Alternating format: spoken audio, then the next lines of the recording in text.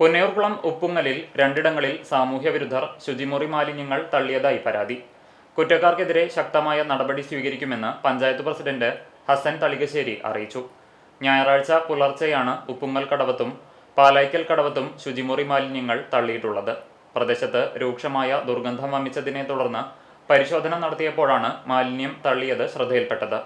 തുടർന്ന് നാട്ടുകാർ പഞ്ചായത്ത് പ്രസിഡന്റ് ഹസൻ തളികശ്ശേരിയെയും വാർഡ് മെമ്പർ നദീറ ഷെരീഫിനെയും വിവരം നൽകിയതനുസരിച്ച് പ്രസിഡന്റ് വടക്കേകാട് പോലീസിൽ പരാതി നൽകുകയായിരുന്നു. ഇതിനു മുമ്പും ഇവിടെ ഇത്തരത്തിൽ സാമൂഹ്യവിരുദ്ധർ ശുചിമുറി മാലിന്യം തള്ളിയിരുന്നു. നാട്ടുകാർ പരാതി നൽകിയെങ്കിലും ഒരു നടപടികളും ഉണ്ടായില്ല. നിലവിലെ പരാതിയുടെ അടിസ്ഥാനത്തിൽ വടക്കേകാട് പോലീസ് സ്ഥലം സന്ദർശിച്ചു. പ്രദേശത്തെ നിരീക്ഷണ ക്യാമറകൾ പരിശോധിച്ചു വരികയാണ്.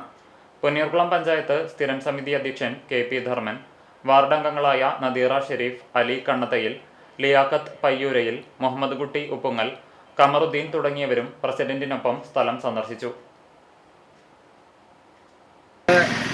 ഉപ്പുങ്ങൽ പാലായിക്ക ഭാഗത്തും അതുപോലെ തന്നെ ഉപ്പുങ്ങൽ കടവത്തൊക്കെ ഒഴിഞ്ഞ പ്രദേശമാണെന്ന് കണക്ക് കൂട്ടിയിട്ട് ഈ